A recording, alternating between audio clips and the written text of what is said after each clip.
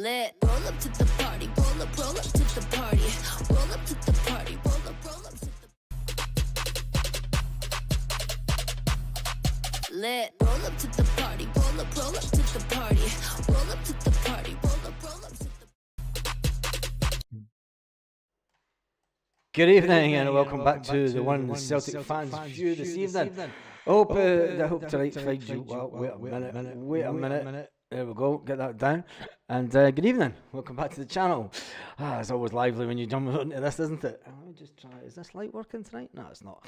Anyway, there's a few things to talk about tonight. We're back to football as we know it. Good old domestic football is back. There's currently quite a lot of people on board the chat already. And good evening to everyone. I'm just reading some of the old side pass Barry. Yep, on about Barry Ferguson, old side pass Baz, as he was known. Side pass Fergie. He's a little bit upset. Sounds like the Tyson fight. Is it? That's fine. That's fine. Anyway, now that it sounds all fine. Hoop of the Hounds and yeah, everyone's in the house. So we're going to get right into it. Barry Ferguson. I want to talk about him. I want to talk about Arne Engels, and we want to talk about Lennon Miller because it looks like there could be another team in with the race, in for the race with for young Miller, which is going to be interesting. But Barry Ferguson he's been talking about the fact that he'll be devastated if his own club cannot afford the $4 million and that Celtic step in. And Barry Ferguson's been crying on Go Radio, Go Sport, or whatever it's called. And he's been talking about the fact that he doesn't. It's hard for him. It's hard for him to understand where the money is. Square Sausage Mix changed his name. So he's a bit upset the fact that the club over in Govan that calls themselves the Rangers don't have the money to put in an offer for Lennon Miller. The former Ibrox passback Barry Ferguson says that look, at $4 million, Rangers, the Rangers should have been able to put a bid in, but the 18-year-old is attracting interest from not only Celtic but other teams down in England. I'm reading an article just now where Liverpool are suggested to be watching the player. Celtic would have to pay more than the $3.25 million that we paid for David Turnbull back in 2020. Barry Sidepass Ferguson says that he'd love to see Miller playing for Ibrox, but I don't think he will. Listen, he's a Celtic lad through and through, and it's like some certain players wouldn't come to Celtic because of their allegiance to their club. So let's face it. Barry Ferguson should say he's devastated. His whole team can't even afford the dog food, says Tom Mack. I'm not really worried about the Barry Ferguson thing, but I'm reading a report now. $4 million Scottish wonder kid on Liverpool's radar ahead of January window. This is a Liverpool blog that is written about it. Who is Lennon Miller, Liverpool's potential £4 million target? Liverpool's recruitment under Arne Slot has been building for both the present and the future. With January window approaching, the rumour mill is heating up that Motherwell's Lennon Miller has become the latest name to be linked with the move to Anfield, according to the Daily Mail. The teenagers on Liverpool radar. If it becomes a fight for the player, Celtic need to act really quick with this one, and they need to make sure that he knows if there is a bid. We're jumping the gun a bit. We all think that we know what's happening, but it is just pure speculation. I mean, we're just talking about what we would like to happen more than anything. No one at Celtic will come out and say that Lennon is somebody of interest to Celtic. Let's put it that way. This article goes on to say his captain Motherwell scored 4 goals this season, and he's been named Scottish Premiership Player of the Month for September. Speaking about the qualities, the Motherwell manager, Stuart Kettlewell, said he's maybe not the loudest voice in there, but his performance leads players, and he does his talking on the pitch, and he can be an inspiration for others at his age. The fact that you've got Liverpool folk now starting to talk about it, there's generally something there. So I hope it doesn't become a straight fight with Celtic and Liverpool. If it does, I think that Celtic would win it ultimately, because I think if he has any ambition at all to play for Celtic, and if he's been pictured with a Celtic scarf when he was younger, I think if he's got any ambition that he wants to play with Celtic, I mean, he can go to Celtic and then he can get a move somewhere else after that. We've seen far too many younger players head to Liverpool, get 1 or 2 games, and they get pumped out on loan to aid their progression. The chances of them then getting back to Liverpool and into the Liverpool first team, I would suggest, would be pretty slim. So I think for the benefit of his career, and if he wanted to taste first team action on a regular basis, I think there's more chance of Lennon Miller breaking into the Celtic first team within a year than if it was a straight fight between flip a coin. Are you going to get into the first team in Liverpool within a year, or are you going to get into the first team at Celtic within a year? I think that I would hedge my bets with Celtic. The fact that you're going to be in and around the squad more. Liverpool are buying up, and Liverpool are only doing what the likes of Dortmund and Bayern Munich and all the German teams have been doing for years. Germany's been buying up talent left, right and centre from England, known well facts that they'll be able to sell the players back to the English Premier League for vastly inflated prices. Now Liverpool are starting to do the same with players that are coming out of Scotland. It's a simple business model, but Celtic need to act quickly in the next transfer window, and hopefully Celtic would have spoken to Motherwell in some capacity by now. I mean, you want to get these things done and dusted, like our previous manager used to do. It's like the first day the transfer window open, get that deal done. You know, the talks can happen before the transfer window opens. You know, you don't have to sign the piece of paper, but you can have and the fact that there's a lot of speculation about the fact that he's going to be loaned back. I think that's one of the things that Motherwell are putting into any deal whatsoever, that they get loaned back straight away. Would Liverpool loan him straight back to Motherwell? I don't think so. I think that they're going to take the player, bring him down, and then loan him out. They'd want to see him in training, a bit like what they've done with Ben Doak and whatever. But I just think that he'd be better off trying to get into that first team at Celtic. Now, I've seen one of the comments says, whose place does he take? Ultimately, you've got a midfield player. You've got a midfield of Rio Hatate. You've got Callum McGregor that's not going to be around forever. You've got Paulo Bernardo and Arne Engels in there. I think that we can all come to the conclusion that if he's loaned back to Motherwell for the rest of this season, you're not going to have to worry about whose place he's going to take next season. Celtic have to be planning ahead. And I've said it on various occasions here that Rio Hatate said back home in Japan for the past 2 summers that he wants to play at a higher level in domestic football. And I think that Rio Hatate, this will be his last summer at Celtic. I think there'll be a position that will open up in the midfield, and that will allow Celtic to bring in the likes of Lennon Miller. Now, you're going to say, but then he's still going to be on the bench. We've still got a really strong midfield. I think that can push him on. You've got then Luke McCowan, you've got Arne Engels, you've got Paulo Bernardo. Celtic don't see them as long-term players at the club. Let's face it. Celtic are hoping that the likes of Arne Engels and Paulo Bernardo are going to turn it around and maybe have 1 or 2 seasons. Now, we'll have to get a Scottish player, and we need the Scottish contingent in for European football. And I think that's where Lennon Miller comes into play at Celtic. The fact that Celtic can then offer him the chance of playing regular first team football, also playing in the Champions League, where he wouldn't necessarily get that kind of commitment when he goes to Liverpool. You know, he'll get told that he'll be in the squad, but then ultimately he's going to get loaned out. That's just my take on it.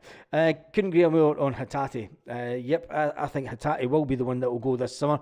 Hatate will go, no doubt. He'll be off in the summer.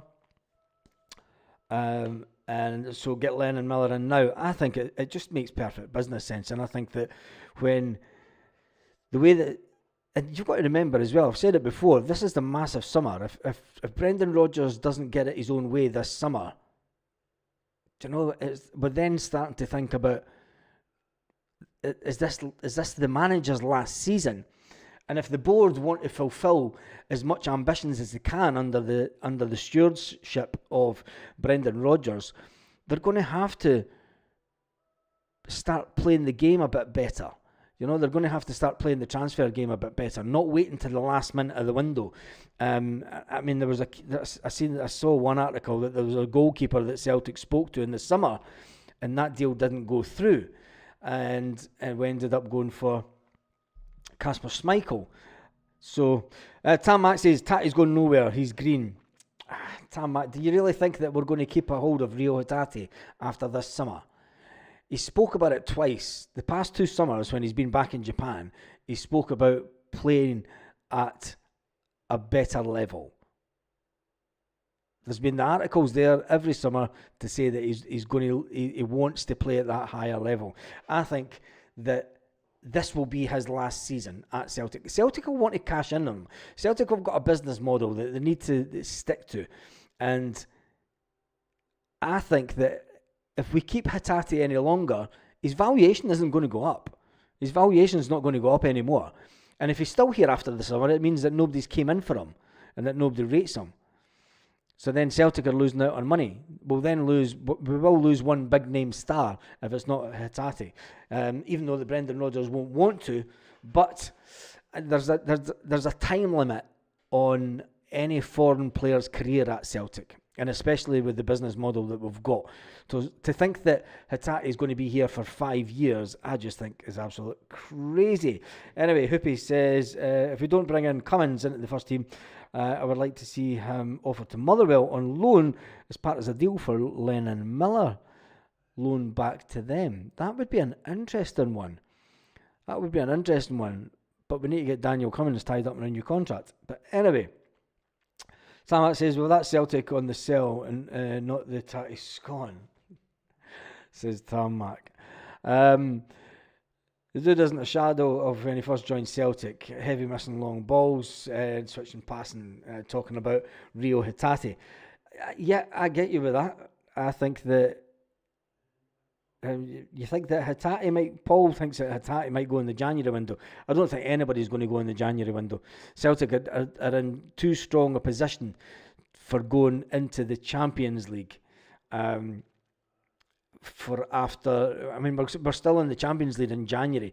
Brendan Rodgers will not want to lose any players whatsoever, and I can't see us losing big first team regulars. I can't see that at all. How long does Hatate left on his contract? I'm sure it's just 4 years. Did he not sign a new one last season, along with Kyogo and Dyson Maeda at the beginning of last season? I'm sure they all signed it was only 4-year contracts. So after this season, he's only going to have maybe 2 or 3 years left. Rio Hatate's contract. And if that's the case, he'll definitely be off because they will not want to. They'll not want to sell him.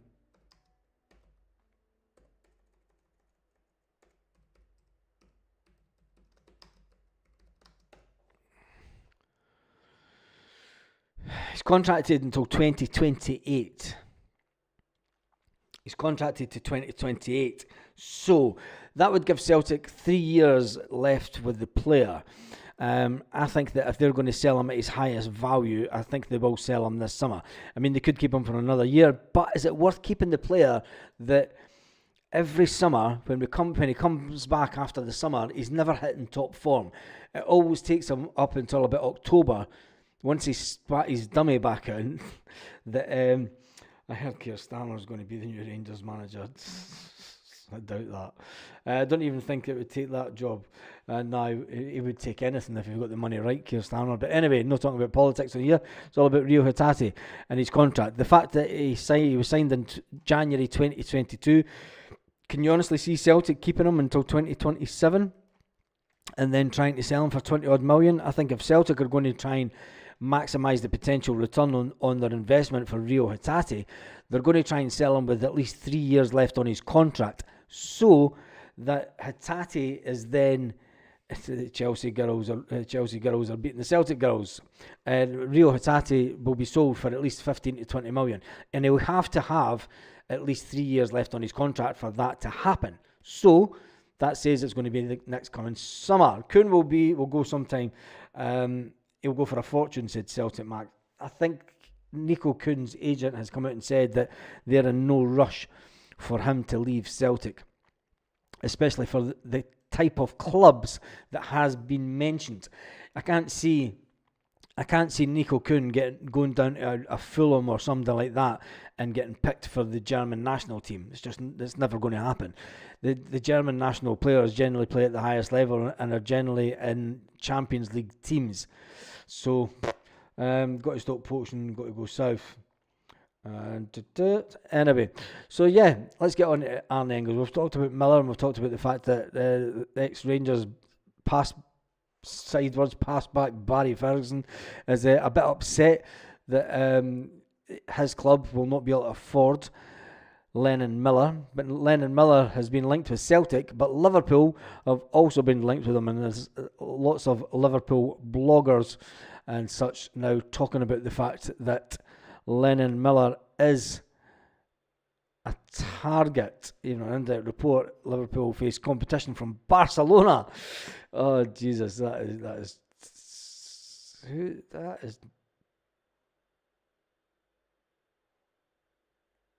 a load of nonsense. I think they just make it up, some of these ones, don't they? But anyway, Arne Engels is taken to social media after his exploits for his national team. Even through tough times, he says, is a big honour to represent Belgium in the hashtag Nations League. We'll look at some of the other Instagram posts from some of our players. That's not a player, that's Alan Thompson. Francis Turley, he's put a picture up of him playing for his national team. Anthony Jones, I missed those ones out. Johnny Hayes. And Celtic have got Henrik Larsson stuff on signed again and on sale again.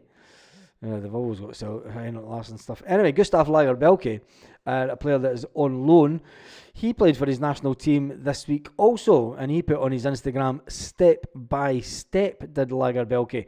So this fact that he's progressing and he's in the national team once again, since he's out on loan, it's an interesting one because he suggested that he'll need to move on this summer also.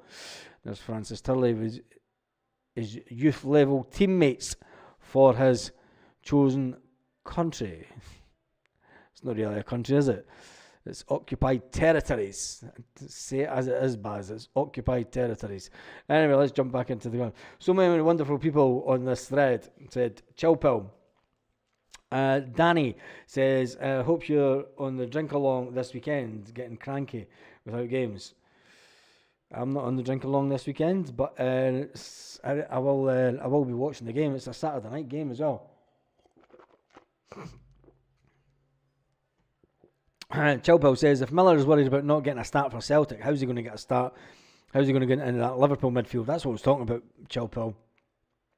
I don't think that he's going to, if he's got a choice, if it's a straight choice between Liverpool and Celtic, Liverpool are obviously going to offer him more wages, but if he's going to look at it from a football perspective, and he's already spoke about that, he spoke about the fact that he's happy where he is because he's learning his football, he's getting first team football, to then leave and then go to Liverpool to sit on the bench, and even to sit on Celtic at the bench, and I think this is why Celtic are going to offer, I think if Celtic go in and offer the most money straight away, right at the start, But they know the way that Celtic will do it. They'll go in and offer 3.5 million or something ridiculous.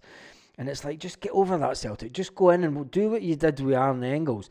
Do what you ended up having to do with Adam Eder. It's just go right in at the top, right at the beginning, and say, right, there's 5 million. There, you can have him back on loan right till the end of the season, where we can monitor his progress. And as a little sweetener, we're going to give you this other player on loan.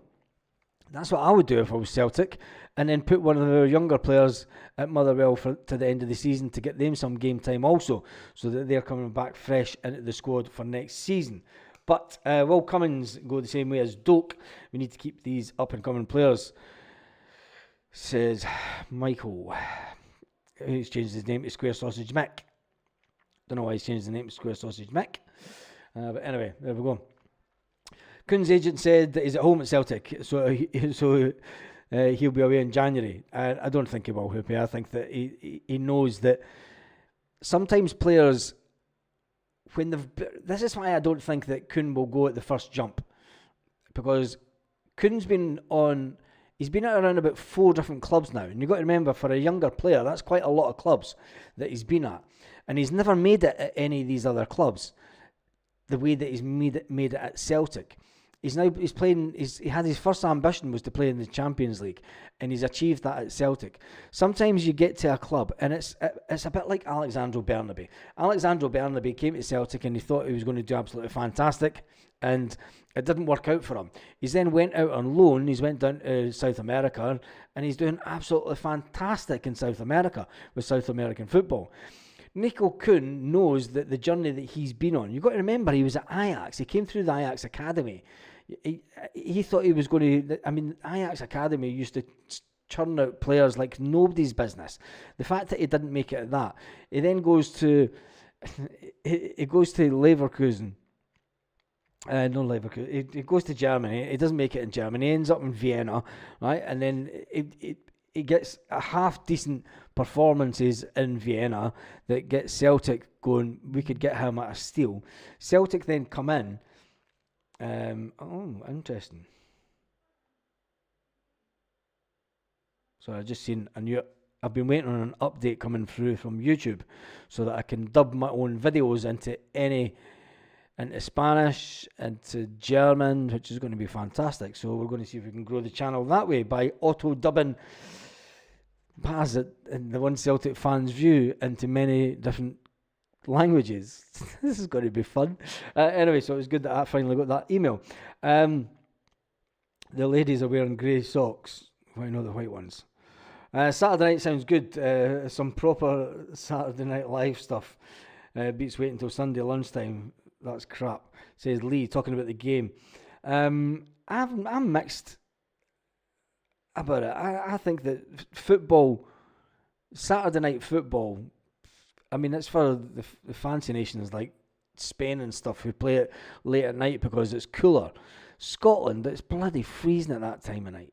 And especially on a Saturday. I mean, you understand midweek games, but on a Saturday night, it's just asking for mayhem. It's just asking for complete mayhem. It sounds crazy, Baz. What sounds crazy?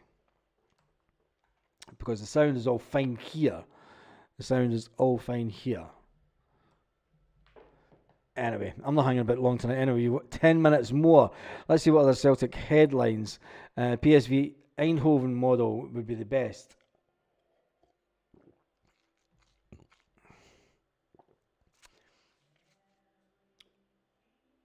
Seen a picture of Miller and Hoops at Celtic Park about 3 years ago. Yeah, I saw that picture as well. I'm sure it's on the community tab on here, if you see it on that. Anyway, Celtic headlines. Andy Walker expands on why Rangers can't get anywhere near Celtic. They're never going to get near Celtic for years. They need to worry about, see this obsession that the media has about Rangers getting near Celtic is a total disrespect to Aberdeen. It is a total disrespect in the media. I want to see Baz dubbed into Chinese. You'd have to be in China to get it. Baye will freeze on Saturday night. Alex Baye will freeze on Saturday night because he's going to be used to temperatures like that anyway. You dubbed in German and Spanish and everything else, love. Yep, it would be fantastic. Jesus, the female team now getting beat 2-0. Kind of glad I'm not watching it, and I don't make any apologies for not watching it, because I think that it's doing them a disservice if you watch it just for big games, and if you watch it to just have an agenda to say, oh, we're doing a watch along for the women's team. When we never talk about women's team 99% of the time, it's just getting your own agenda. Square sausage, square ball Barry. I could take it on the Hun channels. Too many tears and sadness. I think the forecast is snow for Saturday. Jesus, don't say that. When was the last game that got called off with snow in Scotland? That was a few years ago. Right, other Celtic headlines that are kicking around tonight. Anthony Ralston praised is well overdue and well deserved, talking about his exploits for Scotland. 5 tough games at Celtic that could define the season is another article about one of the Celtic Star. I like the Celtic Star. It always puts out some good stuff and good stuff to get you talking. They're going to say, as the international break comes to an end, we now turn our attention to a run of fixtures that could very well make or alternatively dent our season over the next month. I think when we look at the league table, I don't think there's too much for us to worry about, because, even though the Aberdeen are there, Rangers have got Dundee United and Motherwell breathing down their backs, and they're going to be more concerned that they have to keep on winning, or Dundee United and Motherwell can close the gap in them. You've got to look at it. Dundee United are only 3 goals behind Rangers. 3 goals behind Rangers, and they've actually scored more goals than Rangers this season. Goals for is 18 for Dundee United. It's only 16 for the Rangers. So, Dundee United could quite easily... I'd love it if Rangers got put down into 5th position. I absolutely love it. It'd be brilliant for Rangers to go down in about 6th, maybe even finish 7th in the season, and then Hearts to get relegated. What an absolutely fantastic season that would be. Anyway, as it says on the ticker tape, former Ibrox captain and admits that he's worried, and he admits he won't be pleased if his club do not meet the $4 million valuation for the Celtic target. The Celtic target, we'll call him that. Anyway, as always as well, if you haven't, make sure that you click on the first link in the description, and it takes you through to the One Celtic Fans View shop on Amazon. And there's still plenty of time to get all your Christmas presents in. It is only the 20th of November. And if you're trying to get stuff in for Christmas that are Celtic related for your dearly beloved, make sure that you jump onto the One Celtic Fans View, and I'll put it in the comments in just a second and so, and get all your goodies from there. Let's get the league table back up. Let's get that one. Oh, Jesus, we're all over the place with this tonight, aren't we? Pressing all sorts of buttons. Right, let me get back into the chat so then I can then put... Oh, somebody's just joined. Andy, welcome to the One Celtic Fans View. Welcome to the chat. You get your messages getting a bit more highlighted when you are the channel member. Right, let me just get the get rid of that so I could stick it up on the chat, because I don't know if I've done that for ages. It's nice to be nice. Make sure that you give your beloved something nice with Celtic on it this Christmas. Let them know that they're loved. Let them know that they're your second love. Let them know that Celtic will always be there for you. That's Celtic top.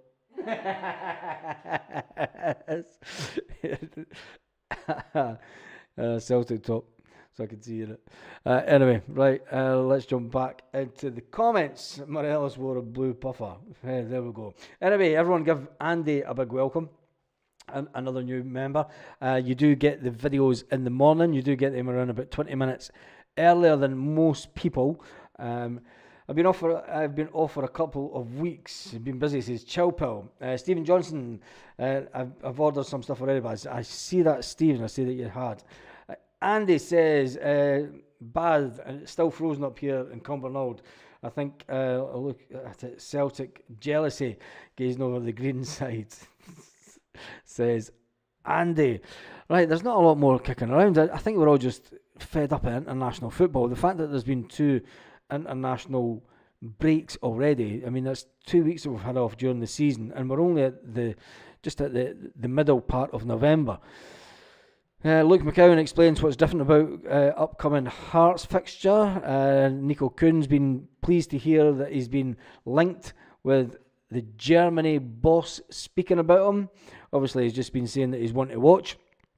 And the 24-year-old has emerged as one of Brendan Rodgers' key players this season. But the former Rapid Vienna player who just joined Celtic just 11 months ago, back in January this year, the German boss is a contender for a future call-up. When asked about players who were not in the current squad, including AC Milan player, including Nico Kuhn, he says that Kuhn is somebody that we're watching on. Kuhn is a former under-20 international. He's pleased to hear that he's in the thoughts of the manager, he told Sky Sports, and you would have seen that on the channel earlier today. Kuhn's quest to earn a Germany call-up has been aided with the fact that he scored a double in the Champions League against Leipzig, his former club. Yes, a club who let him go and sold him to Vienna. And Kuhn said it was fantastic that he managed to get one over his old club. He says that was one highlight of the season so far, and it was even better for him. That it was a you don't want to say it, but it was a kind of get 2 fingers up to the old club, wasn't it? It says, here's what you're missing. It's snowing in Ayrshire right now on the coast. I'm on the ferry to Arn in the morning. Jesus, says Paradise Found. God, snow, right? I'm going to let you go and get wrapped up and get your hot water bottles ready for the night then, since it's going to be really cold. Make sure you join us for the Celtic news first thing in the morning on the original channel who did Celtic news way back 4 years ago when we started doing Celtic news first thing in the morning. There may be many pretenders, but there may only be one, and that's the one Celtic fans view. Did you like that? That just slid in so easily, that one. That just rolled off the tongue. Lax lyrical. I can't even say that, but I can talk shite. Yeah?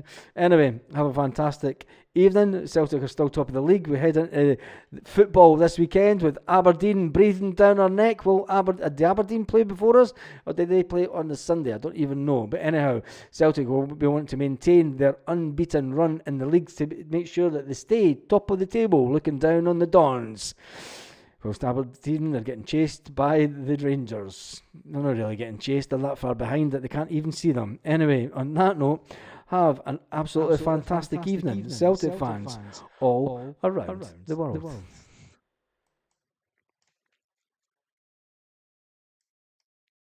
Party, roll up to the party. Roll up to the party. Roll up to the lit. Roll up to